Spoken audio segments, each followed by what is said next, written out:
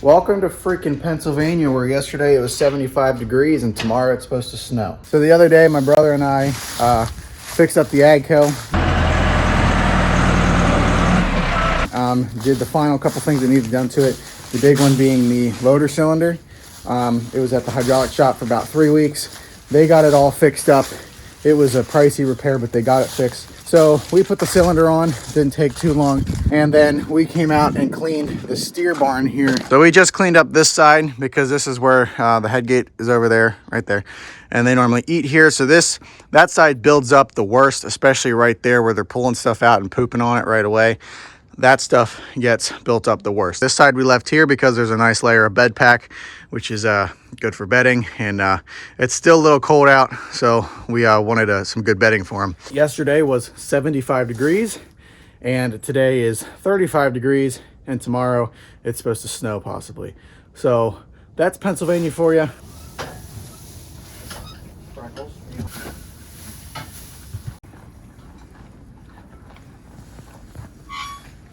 Guess I got a couple more updates on the case here. We cleaned the whole block off, the heads.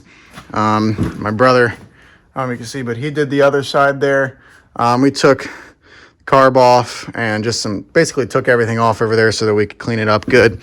I pulled the valve covers off and cleaned them up a little better. I cleaned the inside of this one, which doesn't even look necessarily as clean. But you know, that cover there is clean. Let me show you this one. That one's gunky, right? So we did that. Another thing that we were working on is, see that right there? That's got a lot of play in it. So this tractor had a very, very slight tick in it, and you could hear it if you would put your ear right up against the motor here. It was never really too major, but it had a tick. And so our hunch is that it's most likely this. The rod is not bent. We checked that. I don't think it's the crank. We actually think that it's just this. We need to adjust this screw. Problem is, every single one of these screws is so tight in there that we cannot turn it. So what I had to do is I had to get a whole new rocker arm assembly. Now, you're probably thinking, why didn't you just really try to yank these bolts out there? Well, I could have, but if I broke it, then what you do, bore it out or something, I don't know. If we booger up the screw, what do you do then? Well, I found screws at a dealer. Messick's had these screws there, but they're 48 bucks a piece. So I found the whole rocker arm assembly off of a parts tractor for 75 bucks a piece. So I got two, one for here, because there's also another rocker arm down here that has a lot of play in it. So hoping that the screws on that one are loose and then we can turn them. Technically, the rocker arm assemblies are cheaper than getting new screws. So that's what I did. It might come today, I think. I'm not 100% sure. But I'm going to get those, and then I have to get new studs and some hardware for it. The specific ones, the specific grade bolt, and they might be stretch bolts. I don't know, but I'm probably going to have to get them from Messick's or something, or a dealer. So I can't find them anywhere else. So I got to get the right hardware for it. It's just, yeah, so we can't put them on quite yet, but once I get the hardware and if we can adjust the screws and so they don't tap, then we can put assemblies back on, get it all right, clean up the rest of the covers, clean up around the heads. We're gonna take this coolant thing off and clean that up a little bit better down there, and then once we put all that back together, I can set the valve cover gaskets, put the valve cover back on, and then I have to get some gaskets for the breather here, which is that tube over there. And then we can set that back on. And then technically it's ready to go. It's ready to run. We just got to finish cleaning up the block. I got all my gaskets and ferrules and stuff for the manifolds. I said that already. Then we can put the manifolds back on, and technically she will run right. Then last thing I got is I got this sensor here. I could not find the exact sensor and gauge for this tractor. I could not find it. So I found one that I believe is the right one. It's got an 80-inch lead that goes back to 5/8 sensor, so hopefully it fits, and it's a gauge for a 2-inch hole, so it should work out. Yeah, hay season's getting closer, and I want to get this done. If we don't get this done in time, it's okay, because we still have the AGCO and the 966.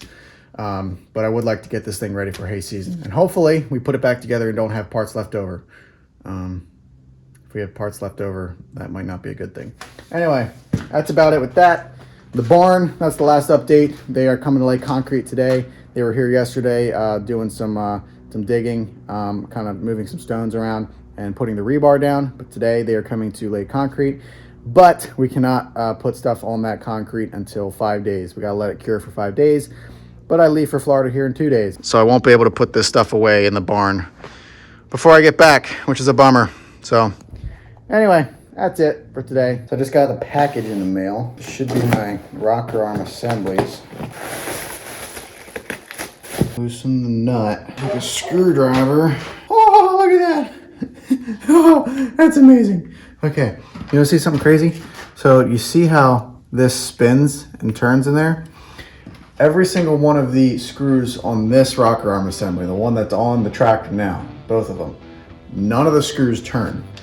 So we can't adjust these to take the freaking tick away. So by trial and error, I bought whole new rocker arm assemblies, like I just said earlier. And anyway, that's good. So what I got to do actually is I want to go through all of them, because technically, since I got 2 whole rocker arm assemblies, I need to go through every single screw and make sure that they turn.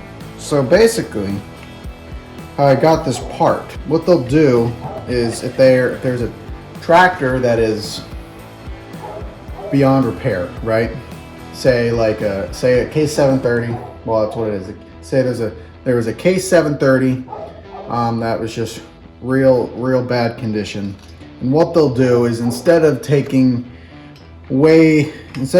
a ton of money on restoring it, what dealerships will do a lot of times is they will buy these tractors cheap, and they'll part them out. They'll take the good parts and sell the good parts to tractor enthusiasts like myself. So this part would have come from a old Case 730 that was in terrible condition, beyond repair, and they'll salvage out the good parts. So the engine was probably still good on it, like the parts, but the tractor could have something else. It could have been rolled, or some really could have been, yeah, could have caught on fire or something. Anyway, all the internals are good. The engine and stuff, like this came out, this sits right underneath the valve cover, so if it was in a fire, it probably would have been okay. But this, the rocker arm assemblies were fine, and they part them out. And they're 75 bucks a piece, not too bad. This one is good. All of the screws move. I'm gonna check this other assembly here, and yeah, if it's good, then that'll make me happy. That'll be awesome.